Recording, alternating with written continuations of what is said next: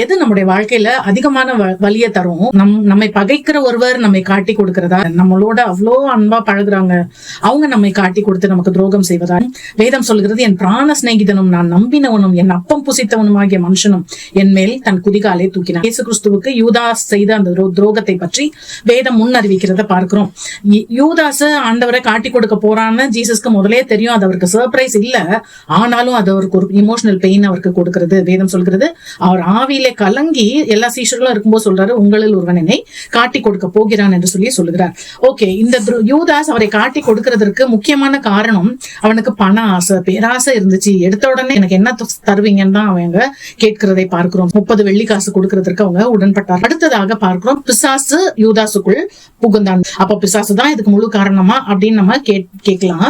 இவருடைய பண ஆசையும் ஆண்டவரோடு கூட ஊழியம் செஞ்சுட்டே இருக்கும் போதே ஆண்டவருக்கு குழி பறிக்கிறதுக்காக அவர் செய்த முயற்சி, ஆண்டவர் எச்சரித்த பின்பும் மாய்மாலம் செய்து நானா உங்களை காட்டி கொடுக்க போறேன் அப்படின்னு சொல்லி மனஸ்தாபப்படாமல் மனம் திரும்பாமல் இருந்த இந்த கேப் எல்லாம் தான் அவர் பிசாசு உள்ளே நுழைகிறதுக்கு அவர் கொடுத்த இடம். தேவ திட்டமும் இருந்தது. வேதம் திரும்ப திரும்ப சொல்கிறது, வேத வாக்கியம் நிறைவேறத்தக்கதாக என்னுடனே அப்பம் புசிக்கிறவன் என் மேல் தன் குதிங்காலை தூக்கினான். மனுஷகுமாரன் தம்மை குறித்து எழுதி இருக்கிறபடியே போகிறார், ஆகிலும் அவர் எந்த மனுஷனால் காட்டி கொடுக்கப்பட போகிறாரோ அந்த மனுஷன் கையோ அவன் பிறக்காம இருந்திருந்தா நல்லா இருக்கும். சோ ஏற்கனவே அது காட்ஸ் பிளான்ல இருந்துச்சு. சோ இதுல இருந்து நம்ம படித்துக் கொள்கிற ஆவிக்குரிய விஷயங்கள் என்ன அப்படின்னு பார்த்தோம்னா, எவ்வளவு ஆண்டவரோட நான் நெருக்கமா இருக்கிறேன், ஆண்டவருக்கு ஊழியம் செய்றேன்னு சொன்னாலும் உள்ளான பரிசுத்தம், அந்த விசுவாசம் அது இல்லைன்னா அது நமக்கு நம்மளே ஏமாத்திக்கிறோம். 2வது பண ஆசை, அது எவ்வளவு பெரிய ஒரு ஆபத்தை நமக்கு உண்டாக்குகிறது அப்படின்னு சொல்லி நம்ம அதுல இருந்து கற்றுக்கொள்கிறோம்.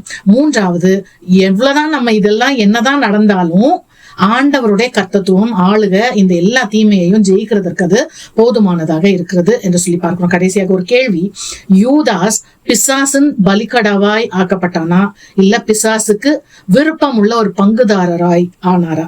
இது அவருடைய சாய்ஸ்ல தான் இருந்துச்சு. ஜெபம் பண்ணலாம். சகலத்தையும் முன்னறிந்த தேவனே, சர்வ ஞானம் உள்ளவரே, எங்கள் வாழ்க்கையில நாங்க ஆண்டவரோடு ஐக்கியமா இருப்பது போல காட்டி கொண்டாலும், ஆண்டவருக்காக எவ்வளவு ஊழியம் செய்தாலும் எங்களுடைய உள்ளத்தில் உண்மை இல்லாவிட்டால், அதுலயும் முக்கியமாக பண ஆசை எங்களுக்கு இருக்குமானால் நாங்க இந்த பூமியில கிறிஸ்தவர்களாய் வாழ்கிற வாழ்க்கையே வீணாகி விடும் என்று யூதாசின் வாழ்க்கையின் வழியாய் எங்களுக்கு கற்றுக் கொடுத்த அந்த வெளியேற பெற்ற பாடத்திற்காக உமக்கு நன்றி ஆண்டவரே. முழு இருதயத்தோடும் உண்மையோடும் உண்மை நேசிக்கவும் உண்மை பின்தொடரவும் எங்களுக்கு உதவி செய்யுங்க. இயேசுவின் நாமத்தில் ஜெபிக்கிறோம் பிதாவே, ஆமென்.